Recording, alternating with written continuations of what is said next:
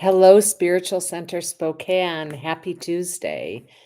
My name is Reverend Bonnie, and I'm here today to give a talk followed by spiritual practice. And I am very glad to be with you. I am still dog sitting for a friend in Phoenix, Arizona, where today in March it is 100 degrees. And this is very rare for this time of year, as typically it doesn't get into the 3 digits until end of April, maybe beginning of May. So it's an extra hot day today and quite shockingly beautiful. So this week has been such a satisfying week for me. I have had the opportunity to hang out with friends and to visit Phoenix as a tourist. I used to live here, so it's been fun to go do the different tourist activities. I spent some time with Doreen and Levon, who watch online, so shout out to you guys. And we had amazing Chinese food. Gosh, it was good. And we went to botanical gardens and got to bask in the beauty of Mother Earth. And one of the things that I have been really aware of is how my soul is fed by beauty. And to me, there's nothing more beautiful than nature. So, as I've been walking the dogs every morning, I've been making a point for myself to look at nature and to see what is different from the day before, so that I'm practicing honing in on beauty, but also honing in on newness. And newness being an aspect of spring, and newness being an aspect of the divine presence of God that is always refreshing itself from the infinite nature that never changes. It's always showing up in physical form as something new, but the substance underneath it is infinite and is without time and space for sure. So I have been working while I'm down here in the desert. And one of the things that I am working on, as I have shared with you last week, is on our website, which is spiritualcenterspokane.org. That's spiritualcenterspokane.org. There is an area for a free book study. And the first book study that we did was this book by David Brooks, How to Know a Person. And I absolutely love that book because it teaches individuals how to reach out, create relationship, nurture relationship, and show up for each other. And given that loneliness is such an epidemic in our country, I wanted to make sure that all of us were well equipped in being able to make connection, and then to be awake and aware of this resource for any of our loved ones who are struggling with loneliness. So that was the intention behind David's book. And then the one I'm working on right now, which I am really hoping that I have up by April 1st, I'm almost done. And it is this book by Martha Beck, Beyond Anxiety: Curiosity, Creativity, and Finding Your Life's Purpose. And Martha Beck does a really good job of showing us how to leave anxiety. So once we're in a state of anxiety, how we can return back to our center, which is real important. And then the next piece of the book is teaching us how to prevent becoming anxious. And it's not really that. I mean, that sounds like then you'll never have anxiety again. And that's not true. The first time I had anxiety, my spiritual advisor said to me, "You know, Bonnie, anxiety is just energy." And she said, "Go sit down on your couch, close your eyes, and I'm going to enter into prayer for you and sit until the anxiety passes." And so it was such a beautiful experience for me because I got to witness this internal experience called anxiety in its height, and then I got to watch it descend. And so I got to see that if I don't grab onto it and ride it like a horse, then it's very short-lived. And so that was a turning point for me. When I read Beck's book, what I was really taken by is in addition to having an epidemic of loneliness in our country, we also have a rising epidemic of anxiety. And most people don't appreciate and love themselves through anxiety. They want it to go away, which brings me back to my first several YouTube videos that I did around the practice of showing up and loving yourself. And what that means is no matter what your feeling state is, your emotional state is, you do not abandon you. So a feeling comes up, you don't like it, it feels icky, or you love it, or it is anxiety, that's the word you'd give it, whatever it is, you just take a breath. Breathing is so beautiful. Take a breath and just say to yourself, no matter what, I'm not going anywhere. I love you. And be with it. And then we get to watch how the emotion rises and falls and rises and falls and rises and falls. And it's really quite lovely. So this week for me has been so beautiful and so spectacular. And I have gone to bed every single night happy. And I love that. It's been great. I am in the process of making some big life changes. One of them is that I have given up sugar and white bread, alcohol, anything other than vegetables, um, berries, and protein. So, um, anything other than that has been cut out of my diet. I've been doing this now for a little over 3.5 weeks. And so there have been moments where I have been very weepy and moments where I've been in just unexpected moods that have popped up out of nowhere. And what I've come to know is that it takes about 2 months when you're detoxing something that has been a regular part of your life for a while.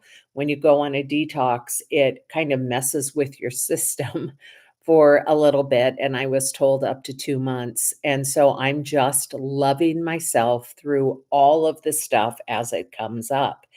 And I am enjoying the process of being very, very conscious of what I eat. And just as I walk the dogs and look at the beauty that surrounds me, as I eat my food, I'm really aware of the taste, the texture, the feeling of it, the smells. And it is such a lovely experience to eat consciously. And so starting in May, I'm going to be having a class on the spiritual side of physical healing. And if that appeals to you at all, if you are wanting a different relationship with your body, then you may be interested in taking that class. And you can go register for that at the website, which is again spiritualcenterspokane.org. And I would look forward to having you in class and to doing the spiritual practices that go along with awakening to the brilliance of our body temples. So I'm sharing with you that I have changed my food. That's one thing that I've done. The other thing is I went to the doctor several months ago and I was telling her that the political environment was really impacting me. And as an empath, that happens. Everything impacts me as an empath. And so she very beautifully and very rightly said, I'm going to prescribe that you stop watching any kind of political TV. And so I have not for the last 4 to 5 weeks. And what I have experienced is anytime I've needed to know something or anytime something is major, I find out. So I haven't missed out on a thing. My friends make sure that if there's something I ought to know, that I know it. And when I stand in line at a grocery store, there's headlines to all kinds of things. And if I turn my computer on and off or on social media, there's all kinds of stuff as well. You hear the dogs in the background, possibly. And this is also part of my practice that I learn to stay focused, connected, concentrating regardless of what else is going on. So if you hear that, just allow it to be background sound. And maybe if you have a dog, they are starting to respond as well. So I stopped watching the political news, and that has freed up my time and my energy to focus on that which I love and that which is good. And so, like I said, I'm ingesting the God quality of beauty right now and can't seem to get enough. I just think it's lovely. And this week, as I was walking my friend's two very, very large dogs, they are gigantic. And one of them is fairly new to her. And so I walk them separately. And the one that's new to her can be aggressive. And so when I walk her, I'm to walk her on the opposite side of the street of any people. So we'll be walking, walking, walking, and we'll see people, and then we go over, and then we'll see people, and we'll go back. And it's just been a trip to have that be part of my morning practice. So as I've been doing this walk now for weeks, I have gotten to know her neighbor from afar. And her neighbor waves at me and says, "Oh, you must be taking care of the dogs." And, we talk from a distance. And so what happened this week, just a couple days ago, is the dog and I were walking, and she came up from behind us and said, "Hi." And I turned around with the dog, and the dog lunged at her. Now, the dog did not in any way get to her, didn't scratch her, didn't bite her, didn't there wasn't any kind of damage that was done, but it was very scary to her. And I was surprised, of course, because I didn't know she was behind me until I knew, but it was very scary to her to have a dog lunge towards her. And she started screaming and yelling at me. And as she was screaming and yelling at me, she was telling me she could sue me. She's like, "I could sue you." And I said, "Are you okay?" And she said, "Yes, I'm fine, but I could still sue you." And I said, "Let me ask again, are you all right?" "I'm just fine, but that's because I'm fast. Some other people won't be fast. This has to stop." And I said, "So let me just get clear. You are fine." "Yes, the dog didn't get me at all, but this isn't good." And I go, "Okay, let me apologize. I'm really sorry. And you are right. I usually walk on the opposite side um, when I'm walking this dog because the dog does lunge. And so I'm really sorry that you got scared. I cannot apologize enough to you on how sorry I am that you're frightened. I see it on your face." And I apologized, and she walked off angry and frightened and all kinds of emotions. And I took a big, big, big, deep centering breath, and I said a prayer for her well-being, and I kept walking. And when I got back into my friend's house, I was keenly aware of how peaceful that I felt, that I was able to be present with myself, loving myself in the midst of the situation where a frightened woman was screaming and yelling at me, and the dog was being and doing the dog, and just how grounded I felt. Now, I did feel bad. I felt really bad, and I played it back in my head to say, "How could this have happened another way?" And given that she came up from behind and surprised us, it probably couldn't have happened another way. And I was so grateful that she wasn't hurt, and, um, I was aware of how powerful this practice is of loving whatever the emotions are that come up in my space. And so as I can love within me that energy, let's call it the perpetrator energy, the energy of initiating harm, if I can love that in me, I can love that in someone else. So, um, and that's a triggering word, and I don't mean it to be a triggering word, but what I'm saying is that with the practice of loving myself through all of the different emotions that arise, then it's a demonstration of loving me. And it was really quite lovely. I've talked about this a lot, and I invite you to practice doing this for yourself. I shared with a friend that this doesn't mean that you like what's going on politically, but what it means is when you have a reaction inside of your body that is in response, you'd love that reaction inside of the body. So there isn't a split inside of ourselves, and from that place, we get to experience oneness. We get to experience heaven on earth. We get to experience all of the good stuff, and I want that for myself, and if you want it, I want it for you as well. All right. So this morning, I woke up wanting to share with you what I just shared, and I got this entire download to talk about the invisible parts of ourself. And I am all in, and it will be fairly brief, and we can go in depth in this later if you desire, and if so, go ahead and make a note that you're interested in more of this, and I will gladly read what you write, and we'll respond to that. So first of all, we have our physical self, and I am a really great stick figure drawer. So we have our physical self.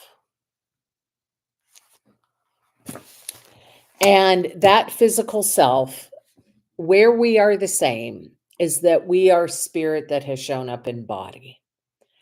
And where we are different is we all look different. Physically, we might be male, we might be female, we might be born with both genitalia, we might have a shift in our life, and yet there is an appearance aspect of us. There's a physical part of our being.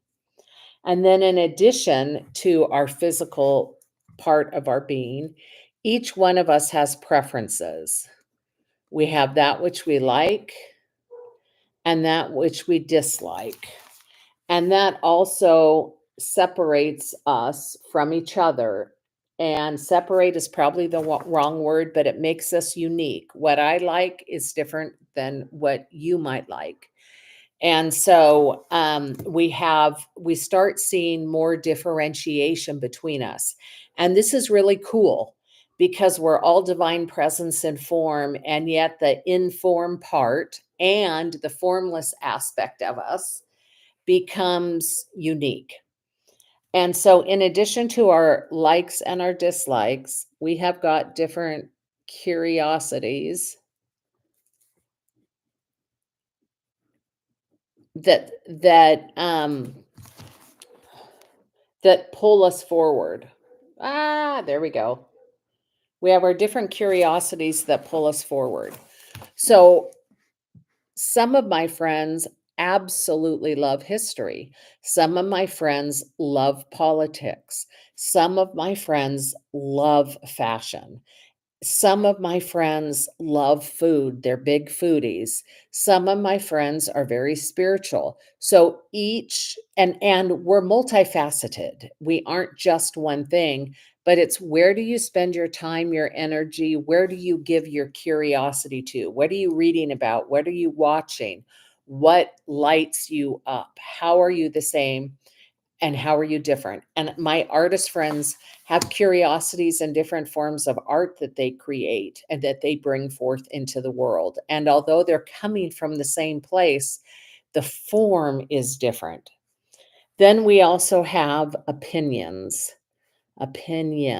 And opinions are a dime a dozen. Everyone has them. I don't give them very much weight. They come and they go. It's kind of like the emotional self. And I love the emotional self because it gives us information, just as somebody having opinion will give you information. But it is very surface level. It isn't where the depth of being is. And then we have our senses. We have our touch, our taste, our smell, our touch, taste, smell, our hearing, what we hear, and what we see.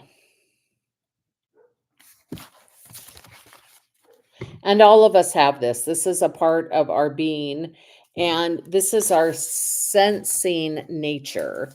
And we all have the same sensing abilities, and yet all research shows that if there is a car accident and there's 10 different witnesses, 10 different witnesses have 10 different stories.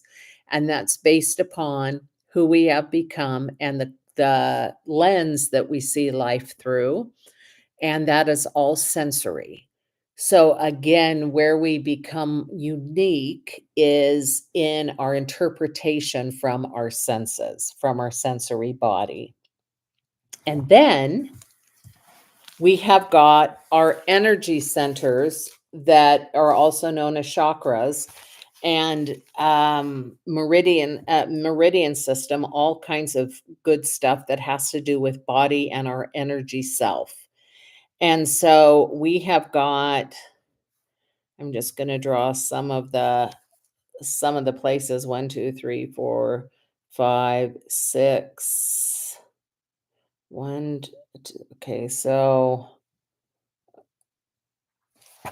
I didn't draw them all, but we've got our chakras going on, or our energy centers, where we have propulsion, where there's energy within our being.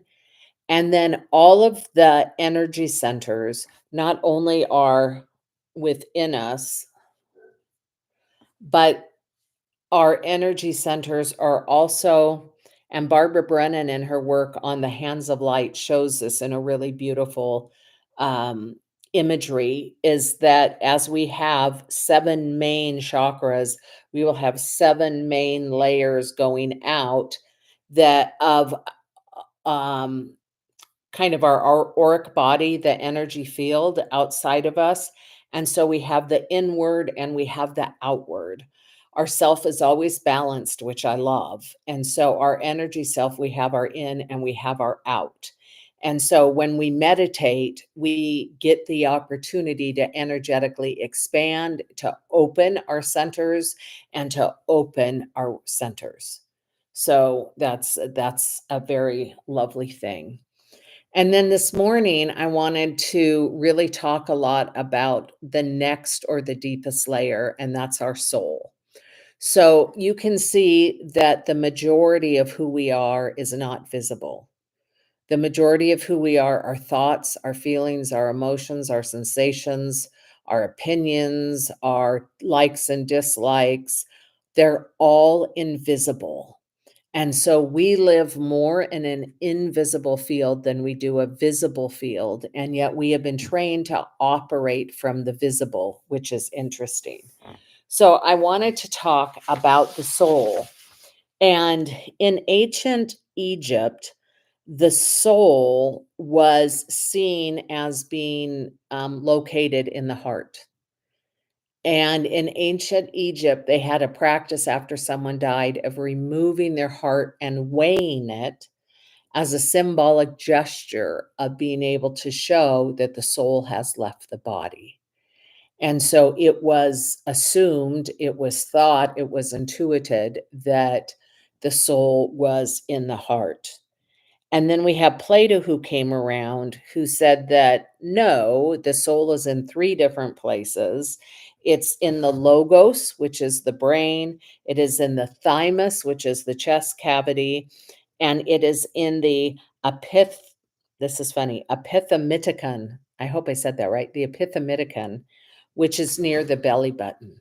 So, in his take of the soul, it is located in three central parts of our being. And then Aristotle says that the organs of the body are required for the soul to interact, because the soul, he began with in his first book on the soul by saying it was immortal. And so, therefore, it lived in the vegetative, which is the physical body, the senses, which is the sense, and in the rational mind. So that's where he said the soul lived. And then in his second book on the soul, Aristotle says, no, the soul is incorporeal, that it is not of the body, it is of the heavens. And then Plotinus, who I love Plotinus's work. He says that the soul is immortal and it returns to the divine after death. It's located in the body, and the soul is necessary. The body is necessary in order for the soul to exist. And I've talked about this before, that in order for God to be able to touch people and hug people and love people and kiss people and create art and do all of the beautiful stuff that the presence of God does, it has to be embodied. So, according to Plotinus, the body is necessary for the soul to exist. Thomas Aquinas says that the soul is infused in the second trimester of pregnancy, and that it has no physical location. And then Leonardo da Vinci. Oh God, I almost said DiCaprio. That's hilarious. Leonardo da Vinci says that it is in the optic chasm, and where the optics of the eyes cross over at some point in our head, and it is where that cross happens that the soul exists. And then Emerson speaks of the soul as being an oversoul, that which is above us, that influences us. So I spent 3 years in silence and solitude and prayer. So there was a time in my life after my father had died that I was able to afford to spend, and I thought it was going to be 1 year, in silence and solitude, prayer and meditation, and in an internal inquiry as to who I am, what I am, how spirit works, all of that good stuff. And the 1 year turned into 2 and turned into 3. And at each stage, I said, if this is what I'm to do the rest of my life, I'll do it. I committed to being a contemplative full time, if that's what I was to do in order to serve humanity. And by the end of the 3rd year, I was done. And I was in a Buddhist meditation retreat that was silent. So I actually wasn't talking to someone. And it was in that retreat, sitting on a pillow, when I heard the voice say, "You're done, go home and start living." And it was just this amazing experience to have that time to be able to go really deep introspectively. During that time, I had an experience that to me was the soul. And and to me, the soul is where the human meets the divine. And so it's the apex where the infinite and the finite come together. It's where the temporal and the everlasting come together. It's where the divine and the human come together. It is the intersection of, in Christianity, the cross, and the intersection in Judaism of the Star of David, where there's the two triangles and they're upside down, but they intersect with each other. And so the soul, to me, my experience is that it is the entire field in which I live. And so it's within me and it's outside of me.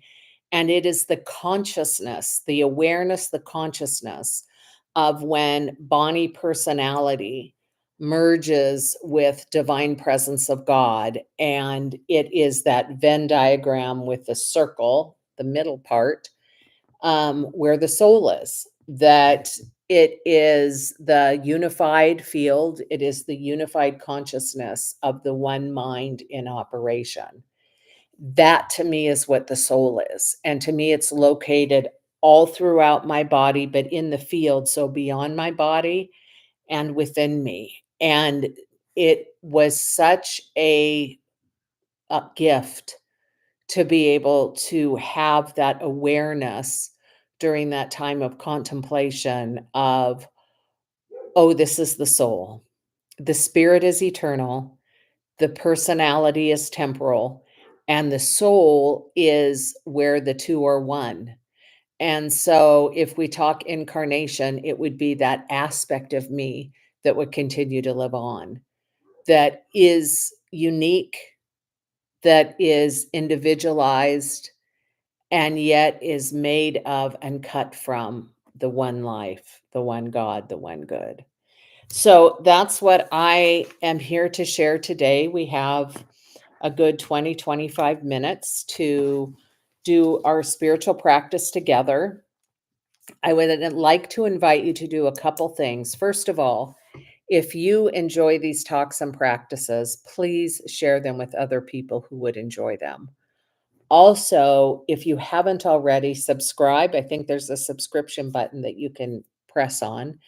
And it is my intention and my goal to, within the year, move up to 1,000 subscribers. And so that is the one way that I can fund my ministry of being able to continue to bring forth my work to the planet is, once we hit 1,000 subscribers, then there's some kind of thing with YouTube that I can then receive marketing monies, which would be delightful.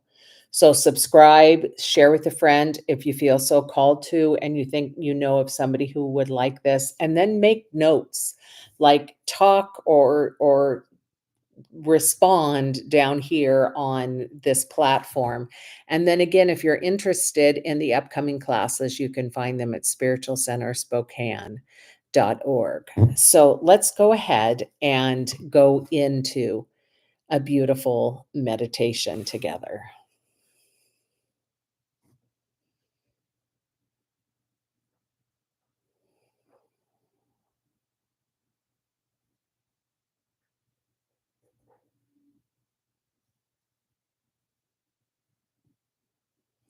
So I set the intention that as I calm my nervous system, as you calm yours, that we bring this into the greater country, the greater world, that our collective nervous system gets to be calmed.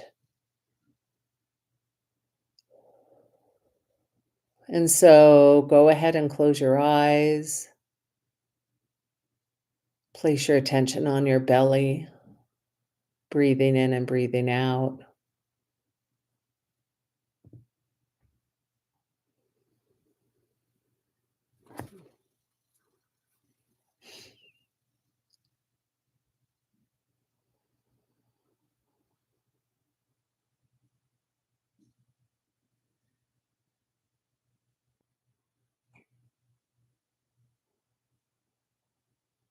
And I just love to feel my belly rise and fall, knowing that my body is a temple of the living God. And as I breathe in and as I breathe out, my belly expands and it contracts.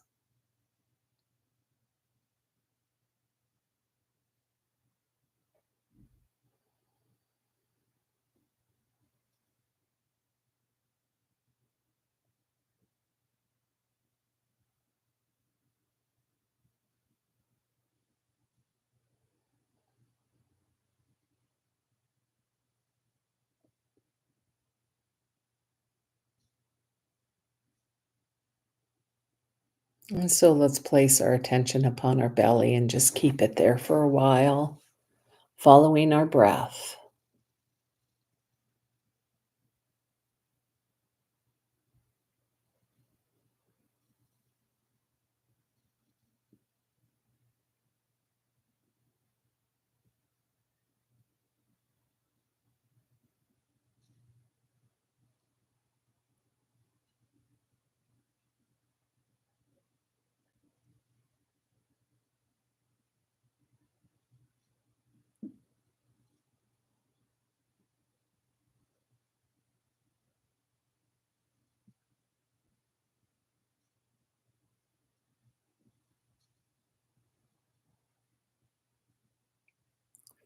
And notice as you're following your breath and just breathing in and out, what you might notice about your body temple itself. Like mine is just vibrating up a storm. And I can feel the edges of my skin. What do you notice about your body as you're breathing? Your focus is on your breath.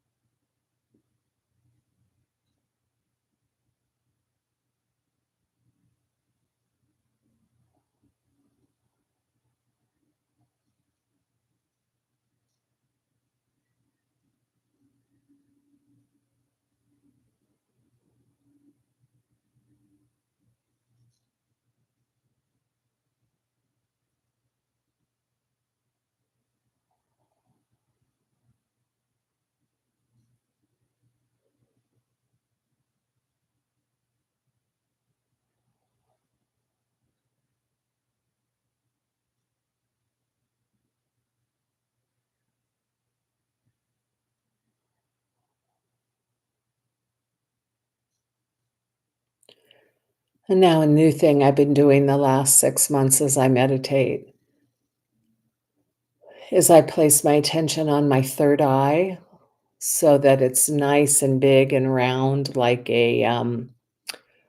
those beautiful flashlights you wear when you go spelunking, those big lights here. And then I imagine a light coming at an angle from above my head down into my pituitary gland. So it's like a two-sided triangle, or it's like an angle where it's coming down into my forehead and then out where the light is. And I just close my eyes after I get centered, and I just feel this light penetrating.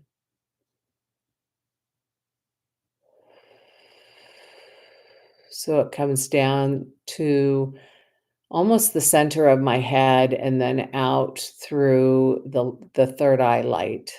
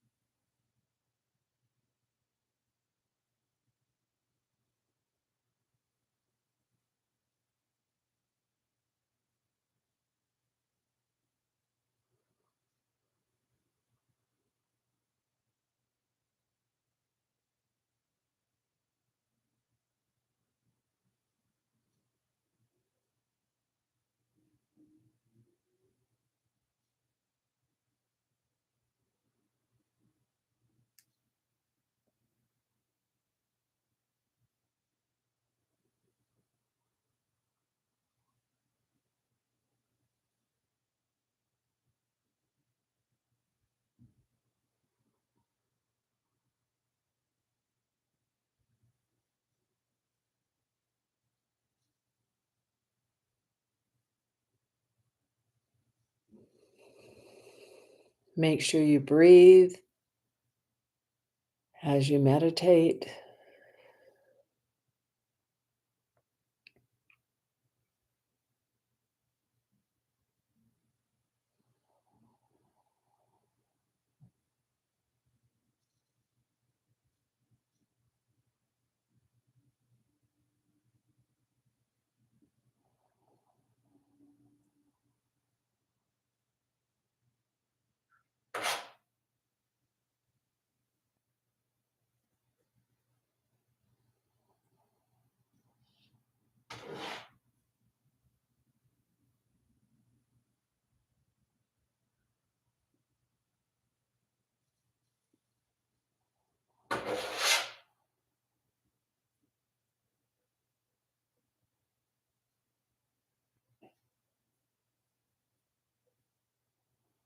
and now I open up that light field and I experience it as though the light is raining down upon me.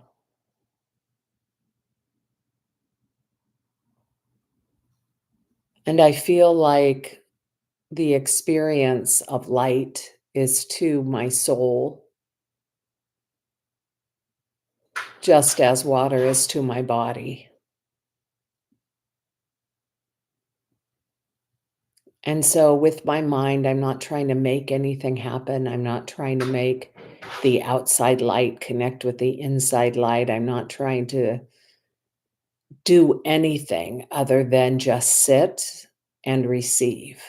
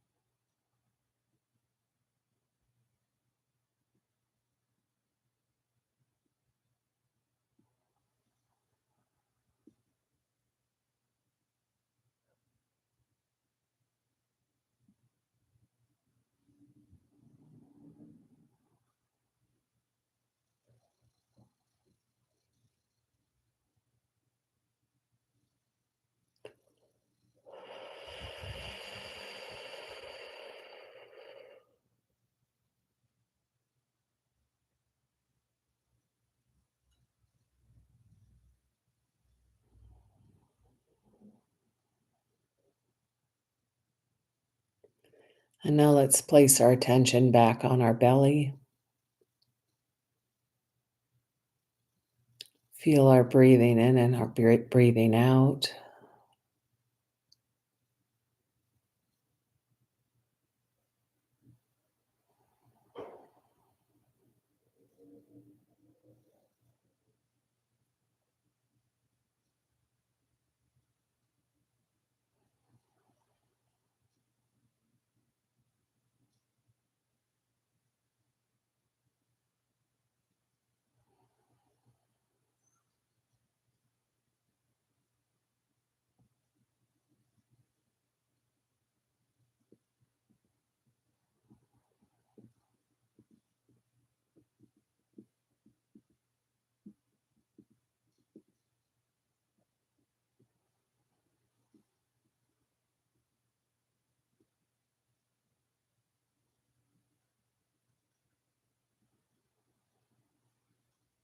And let's place our attention upon our heart, the front and the back. And let's breathe in our heart and out of our heart. Of course, it's the lungs that do the breathing, but symbolically, we can breathe in and out of any part of our body temple.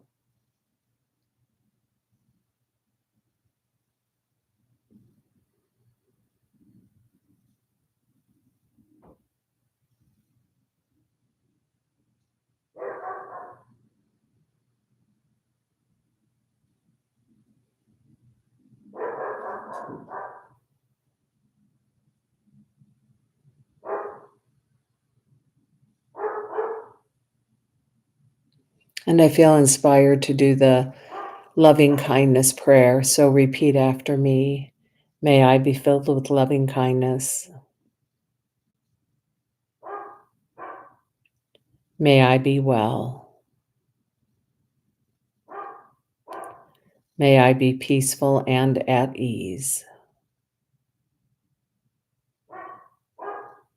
May I be happy.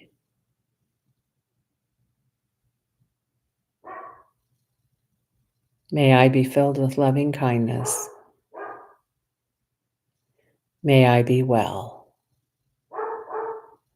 May I be peaceful and at ease. May I be happy.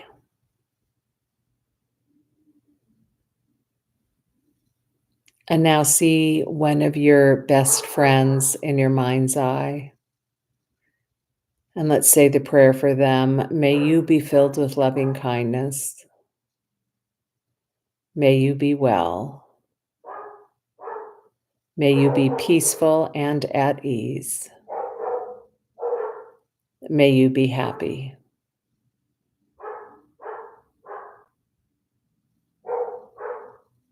And let's bring another friend into our mind's eye. See them right in the center of our mind and say a prayer for them. May you be filled with loving kindness. May you be well. May you be peaceful and at ease. May you be happy. Hmm. And now let's see anyone that we may hold in our field with enemy energy. Someone who we don't like or someone who we love less than others, and just see them in our mind's eye and say, may you be filled with loving kindness. May you be well. May you be peaceful and at ease. May you be happy.